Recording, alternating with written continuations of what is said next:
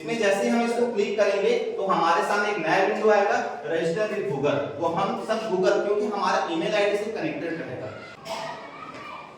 तो सभी लोगों को शासकीय माध्यमिक शाला भटेरी में एक बार आपका पुनः स्वागत है सर। ठीक है, अच्छा लगा आप लोग हमारे स्कूल में आए। जैसे कि प्रशस्त ऐप के बारे में आप लोगों को बताया जा रहा है, कोई ना कोई दिव्यांग बच्चे होते हैं, लेकिन हम सबको नहीं पता कि दिव्यांगता के जो 21 प्रकार है, उस 21 प्रकार को हम किस प्रकार से आइडेंटिफाई कर सकते हैं। जब भी हम दिव्यांगता की बात करते हैं तो हमारे सामने केवल 2-4 ही बच्चे नजर आते हैं जो थोड़ा शारीरिक रूप से कमजोर होते हैं या जो थोड़ा सुन नहीं सकते, बोल नहीं सकते। लेकिन प्रशस्त ऐप में टोटल 21 प्रकार की दिव्यांगताओं के बारे में बताया गया है। ये 21 प्रकार की जो दिव्यांगताएं हैं, वो दिव्यांगताओं को हमें बच्चों को चिन्हांकित करना है, और चिन्हांकित करने के बाद हमें क्या करना है, उसका असेसमेंट करना है। आप अगर देखें, नेक्स्ट करना, प्रशस्त ऐप की अगर हम बात करते हैं तो प्रशस्त ऐप का अगर फुल फॉर्म देखें तो उसका फुल फॉर्म है pre assessment holistic screening tools. जैसा कि नाम से स्पष्ट है कि विकलांगता से संबंधित टूल्स के माध्यम से हमें उसकी स्क्रीनिंग करना है। स्क्रीनिंग मतलब उसको देखना है कि वो 21 प्रकार के कौन से उसमें आ रहे हैं। उसे विद्यालय में पढ़ने वाले बच्चों के 21 प्रकार की विकलांगता या दिव्यांगता संबंधित जानकारी के लिए बनाया गया है। इसलिए प्रशस्त ऐप को समग्र शिक्षा और शिक्षा विभाग के द्वारा पुनः स्कूलों में शिक्षकों के माध्यम से जोड़ने का प्रयास कर रहे हैं।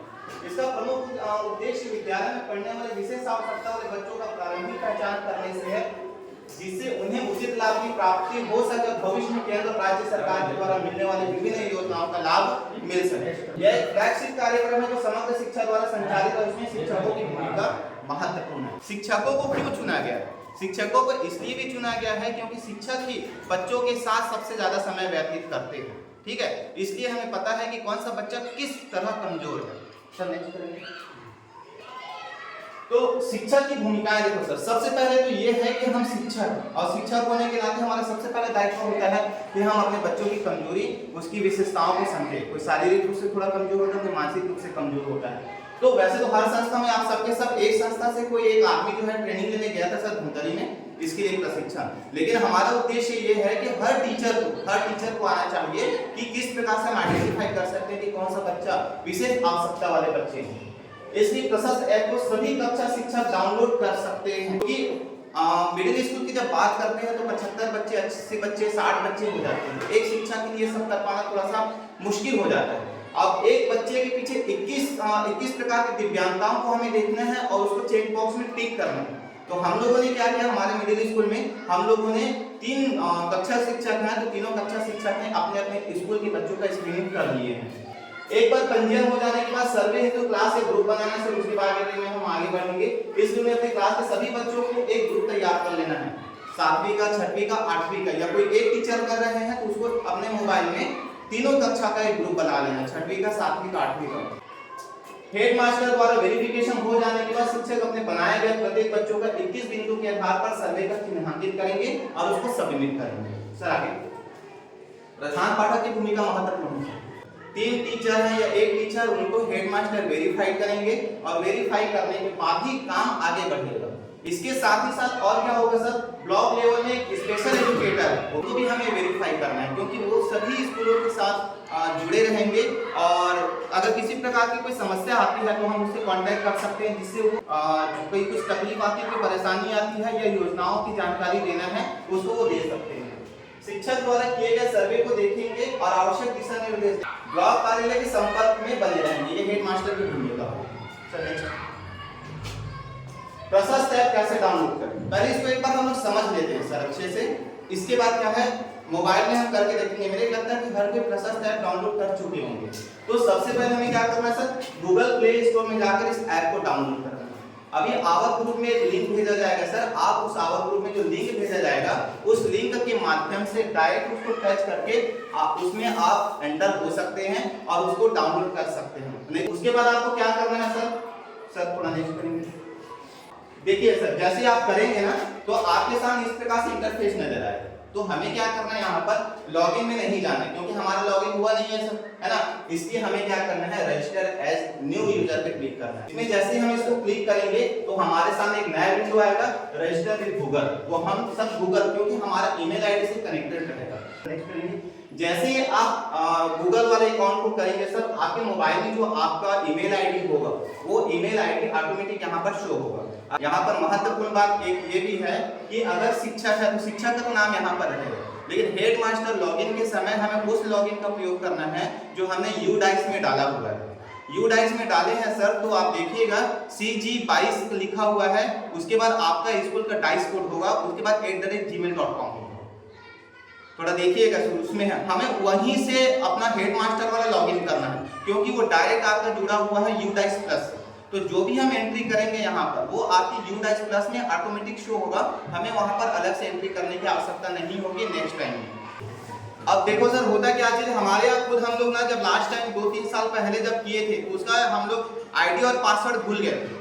तो सबसे पहले आपको क्या करना है सर, अपने मोबाइल में जाकर ना ये वाला जो ऑप्शन होगा यहाँ पर एक एड अनदर अकाउंट होता है, बहुत सारे हेडमास्टर हो या टीचरों के में नहीं होगा, तो हमें क्या करना है एड अनदर अकाउंट में जाकर हमें क्या करना उस ईमेल आईडी को यहाँ पर एंटर करना है। हमें तो आईडी और पासवर्ड नहीं पता तो हम क्या करेंगे वहां पर फॉरगेट पासवर्ड करेंगे। तो फॉरगेट पासवर्ड करेंगे तो आप देखेंगे वहां स्कूल में जो हेडमास्टर है या जो भी उस समय रिस्पॉन्स कर रहे होंगे उसका एक नंबर लिखा हुआ है। जैसे ही आप फॉरगेट पासवर्ड करेंगे तो फॉरगेट पासवर्ड के बाद आपका एक ईमेल वेरिफिकेशन के लिए जाएगा उस मोबाइल नंबर पर।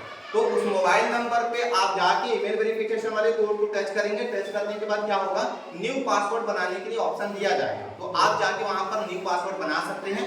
और न्यू पासवर्ड बनाने के बाद सर आपको यहाँ पर आपका अकाउंट हो जाएगा, ठीक है सर। वो करने के बाद जैसे ही होगा क्या होगा आपको अपना अकाउंट बनाना है। तो अकाउंट बनाने के लिए सबसे पहले आपको अपना नाम लिखना है, यहाँ से अपना जेंडर चुन लेना है, डेजिग्नेशन लिखना है, हम सबके सब टीचर हैं तो हमें टीचर करना है, हेडमास्टर सब लोग हेडमास्टर करेंगे। और अगर मान के चलिए कि एक शिक्षक हेडमास्टर का भी लॉगिन कर रहा है तो यहाँ पर जब करेंगे तो यहाँ पर वो हेडमास्टर का लॉगिन यहाँ पर डालेंगे, ठीक है सर। और यहाँ पर नंबर अगर एज ए हम टीचर अपने आप को पंजीयन करवा रहे हैं, रजिस्ट्रेशन करवा रहे हैं तो यहाँ पर हमें अपना मोबाइल नंबर डालना है, और हेडमास्टर के रूप में है तो हेडमास्टर का मोबाइल नंबर डालना है, ठीक है सर। नेक्स्ट तो नेक्स्ट में जब हम जाएंगे तो यहाँ पर हमें अपने स्कूल का यूडाइस नंबर डालना पड़ेगा। जैसे हम यूडाइस नंबर डालते हैं और इस चेक बॉक्स को ओके करते हैं तो प्रोफाइल पूरा स्कूल का प्रोफाइल यहाँ पर आपको दिखाई देगा। नेक्स्ट अब देखिए जैसे कि मैंने अपना रजिस्ट्रेशन कर दिया था तो रजिस्ट्रेशन करने के बाद मैंने केवल इन 3-4 चीजों को डाला था रजिस्ट्रेशन में, और यूडाइस डालने के बाद ऑटोमेटिक ये सभी चीजें जो है सर वो आपके यूडाइस प्लस से इसको लिया गया, इस सबको डालने की हमें जरूरत नहीं है, वो ऑटोमेटिक यूडाइस प्लस से उठा के आपको यहाँ पर दे देगा। अब देखिए सबसे पहले जब आप करेंगे ना सर तो यहाँ मेरे में ग्रीन टिक लगा हुआ है, तो आपके में पहले ग्रीन टिक नहीं लगा रहेगा, हमने केवल अपना पंजीयन किया है। हमारा पहला पड़ाव है कि हमने अपना पंजीयन करना है, और पंजीयन करने के बाद अब हेडमास्टर लॉगिन में जाएंगे। सभी शिक्षकों का जब पंजीयन हो जाएगा तो हेडमास्टर के मोबाइल में तीनों टीचर या 4 टीचर या 1 टीचर जितने भी टीचर हैं उन टीचरों का शिक्षक के रूप में दिखाई देगा, और वहां पर हेडमास्टर जाके उसको वेरीफाई करेंगे।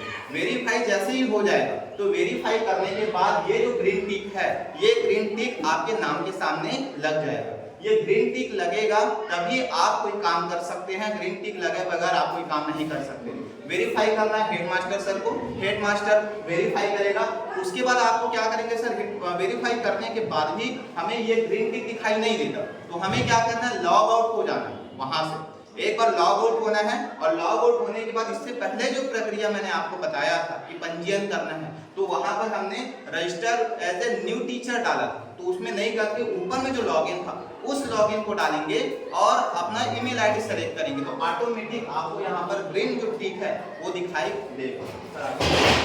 देखो सर अब वो हो गया, मान के चलो कि हमारा वेरीफाई हो गया, तो बच्चों का हम ग्रुप कहाँ से बनाएंगे, हालांकि पहले स्लाइड में हो जाना चाहिए था। तो बच्चों की एंट्री करने के लिए हमें यहाँ से स्टार्ट करना है ना सर। यहाँ पर आप अपना प्रोफाइल चेंज कर सकते हैं सर, यहाँ से आप लैंग्वेज चेंज कर सकते हैं, बाय डिफॉल्ट इंग्लिश में रहेगा, लेकिन आप इसको टच करेंगे तो सभी जानकारियां जो है वो हिंदी में आनी शुरू हो जाएगी।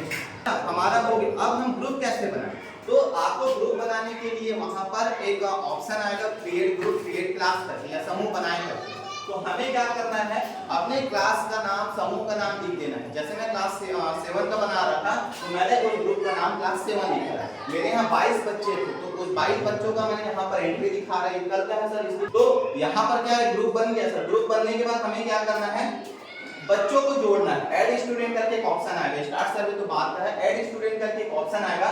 तो हमें क्या करना है, बच्चों का नाम यहाँ से लिखना है, इंग्लिश में करेंगे सर, सब चीज जो भी यहाँ पर एंट्री होगी वो पूरा इंग्लिश में होगा। बच्चों का नाम लिखना है, जेंडर करना है, उसका डेट ऑफ बर्थ करना है। तो डेट ऑफ बर्थ को जब आप टच करेंगे ना सर तो कैलेंडर खुल जाएगा, जैसे कि अधिकांश कैलेंडर टाइप का खुलता है। उस कैलेंडर के ऊपर में बच्चे का जो डेट ऑफ बर्थ है, जैसे 2012 2010, तो 2010 को सबसे पहले चुनेंगे, 2010 चुनने के बाद उसको माह को चुनेंगे और माह को चुनने के बाद उसका जो डेट होगा उस डेट को चुनेंगे। तो मैं मतलब सजेस्ट करूंगा सर कि उसमें जो दाखिला नंबर है उस दाखिला नंबर को यहाँ पर डालेंगे। उसके बाद सर यहाँ पर आपको कक्षा लिखना है, तो कोई बहुत बड़ा स्कूल नहीं है, नहीं बहुत बड़ा क्लास है, तो वहाँ पर केवल एक को आप सेलेक्ट करते जाएंगे, हर बच्चों का एक को सेलेक्ट करेंगे। बच्चे का पिताजी का नाम लिखेंगे इंग्लिश में और उसकी माँ का नाम लिखेंगे। जैसे ये पूरा कंप्लीट हो जाता है उसके बाद आपको करना है ऐड स्टूडेंट। जैसे ऐड स्टूडेंट करेंगे एक बच्चे का पूरा प्रोफाइल कंप्लीट हो जाएगा। तो सर ऐड स्टूडेंट करते जाना है, जितने बच्चे आपके यहाँ दर्ज है उन सभी बच्चों को हमें क्या करना है, यहाँ पर ऐड स्टूडेंट करते जाना है। इस प्रकार से आपका क्लास बन जाएगा। पूरे क्लास बनने के बाद उसको आप क्लिक करेंगे यहाँ पर, और क्लिक करने के बाद स्टार्ट सर्वे करके एक ऑप्शन आएगा। सर नेक्स्ट करेंगे। अब देखो सर, जैसे एक बच्चे का है यहाँ पर, मैंने तुषार करके एक लड़के का यहाँ पर एंट्री किया हुआ है, उसका डेट ऑफ बर्थ, ये उनका रोल वो था, नामांकन क्रमांक था, क्लास ये हो गया। इसके बाद उसके पिताजी का नाम, माताजी का नाम ये हो गया। अगर हमें लग रहा है कि बच्चे में कहीं से हमें गड़बड़ हो गया, कहीं गलती हो गई, उसको रोल नंबर वगैरह, तो हम क्या करेंगे, एडिट स्टूडियो में जाकर उसको सुधार भी सकते हैं। डबल एंट्री हो तो डिलीट का भी ऑप्शन आता है यहाँ पर। अगर एक बच्चे का डिलीट हो भी जाता है तब दोबारा एंट्री कर सकते हैं, उसके लिए कोई परेशान होने की जरूरत नहीं है। अब क्या करेंगे सर, एंट्री होने के बाद स्टार्ट न्यू सर्वे करेंगे। तो जैसे स्टार्ट न्यू सर्वे करेंगे बहुत सारे बच्चों का नाम लिखा है, सेलेक्ट करेंगे। तो अब देखिए सर, टोटल 21 प्रकार के जो मैं बोल रहा हूँ ना, ये केवल 2 है जो फर्स्ट और सेकंड का है। अब आपको क्या करना है, यहाँ पर हिंदी में जाकर उसको हिंदी कर सकते हैं, जिससे हमें समझने में आसानी होगी। अगर आपके यहाँ बच्चा जो 21 प्रकार के सब 15.2 16.1 ये सब भरा हुआ है, अगर आप उसमें कोई डिफिकल्टी अगर आता है, ठीक है सर, तो आप क्या करेंगे, जो चेक बॉक्स है उस चेक बॉक्स को राइट करेंगे वहां। और अगर लगता है कि हमारे बच्चा एकदम सभी तरह से मस्त है ना, उसमें विकलांगता या दिव्यांगता के कोई लक्षण नहीं है, इन सब को स्किप कर देना है, कुछ नहीं करना है। लास्ट में आपको जाना है और लास्ट में जाने के बाद यहाँ पर नन ऑफ द एबो लिखा हुआ, इनमें से कोई नहीं, इनमें से कोई नहीं को यहाँ पर टिक कर देना है, इसको बिल्कुल भी छूना नहीं। और अगर लग रहा है कि कोई अंधे से लाभ है, किसी को नहीं दिखाई दे रहा है, किसी को चलने में परेशानी हो रही है, तो ये 21 प्रकार के जो लक्षण है उसमें हमें टिक करना है। और टिक करने के बाद यहाँ पर सेव और सबमिट वाला एक ऑप्शन है, तो सेव और सबमिट करके हमें दूसरे बच्चे का वो करना है, सर्वे करना है। तो नेक्स्ट अब देखिए सर, ये सब हो जाने के बाद क्या होगा, पूरे 22 बच्चों का इस प्रकार से आपके सामने ना एक पूरा प्रोफाइल आ जाएगा। जैसे कि एक दिव्या करके लड़की है, देखो एक लड़की है, मैंने उसको किया था उसी प्रकार से पूरा सर्वे किया था। सर्वे करने के बाद व्यू हम देख सकते हैं कि हमने कहां पर टिक किया और कहां टिक नहीं किया। यहाँ पर जब आप सेव करेंगे ना सर, तो 2 ऑप्शन आएगा, एक तो आएगा सेव का ऑप्शन यहाँ पर, और यहाँ पर आएगा सेव और सबमिट का। तो आप सबसे पहले सेव करेंगे ना, तो सेव करने के बाद आप चाहें तो किसी बच्चे का पुनः एक बार चेक को हटा सकते हैं या तो फिर उसको लगा सकते हैं। एक बार यहाँ पर सेव और सबमिट होने के बाद आप उसमें कुछ भी एंट्री नहीं कर सकते, वो आपका चला जाएगा, सेव और सबमिट आगे चला जाएगा।